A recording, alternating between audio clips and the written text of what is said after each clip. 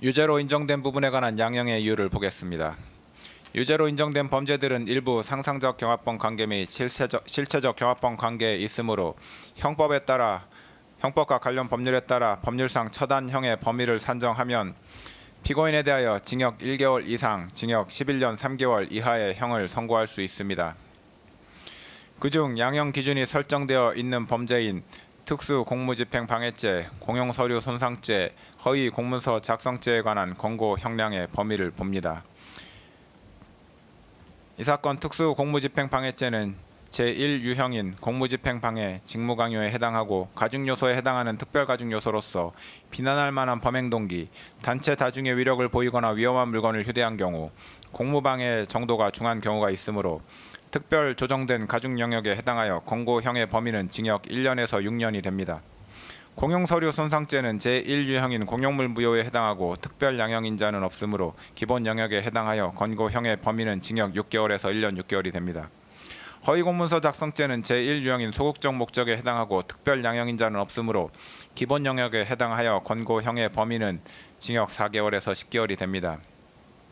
이에 대하여 다수범죄 처리 기준에 따른 권고형의 범위를 산출하면 징역 1년에서 징역 11년 3개월까지가 됩니다. 구체적인 양형 이유에 관하여 봅니다.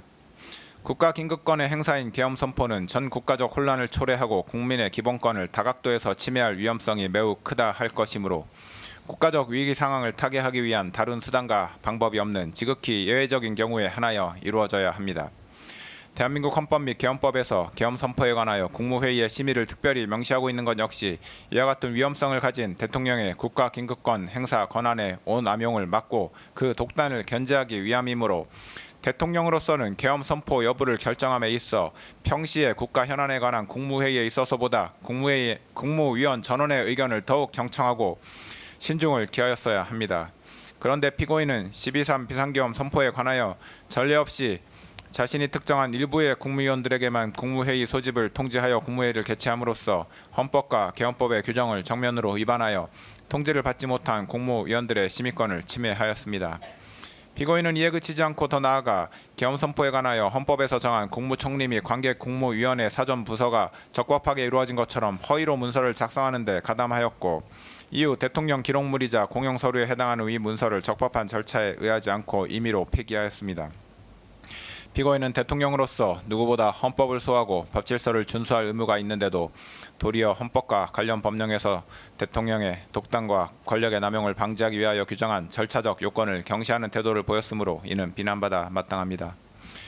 한편 피고인은 대통령으로서 법질서를 존중할 의무를 부담하는데도 이를 저버린 채 비상계엄 선포와 관련한 범죄 혐의로 수사를 받는 과정에서 경호처 소속 공무원들을 이용하여 자신에 대한 수사기관의 적법한 영장 집행을 저지하거나 증거인멸을 시도하였습니다.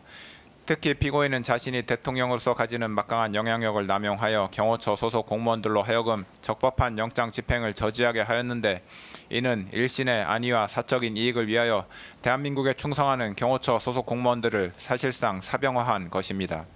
이와 같은 공무집행 방해 범행은 정당한 공권력 행사를 무력화시키고 국가의 법질서 기능을 저해하는 중대한 범죄에 해당하는 점, 피고인이 범행에 이르게 된 경위, 구체적인 범행 내용 등에 비춰 보면 피고인의 죄질이 매우 좋지 아니합니다. 그런데도 피고인은 이 사건 범행에 관하여 납득하기 어려운 변명으로 일관하면서 자신의 잘못을 반성하는 태도를 전혀 보이고 있지 아니합니다.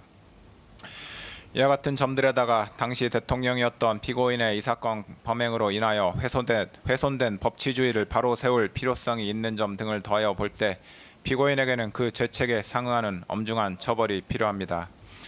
다만 허위 공문서 작성, 대통령 기록물 관리에 관한 법률 위반 및 공용서류 손상 범행의 경우 피고인이 적극적으로 범행을 주도하거나 확정적인 계획하에 범행하였다고는 보기 어려운 점, 형사처벌을 받은 전력이 없는 초범인 점 등을 피고인에게 유리한 정상으로 참작하고 그 밖에 피고인의 나이, 성행, 환경, 범행의 동기와 경위, 수단과 결과, 범행 후의 정황 등 이 사건 기록과 변론에 나타난 양형의 조건이 되는 여러 사정들을 종합하여 형을 정하기로 합니다.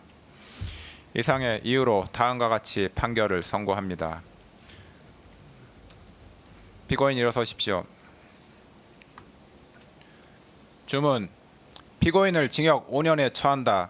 이 사건 공소 사실 중 허위 작성 공문서 행사의 점 및 허위 공보 관련 직권 남용 권리 행사 방해의 점은 각 무죄.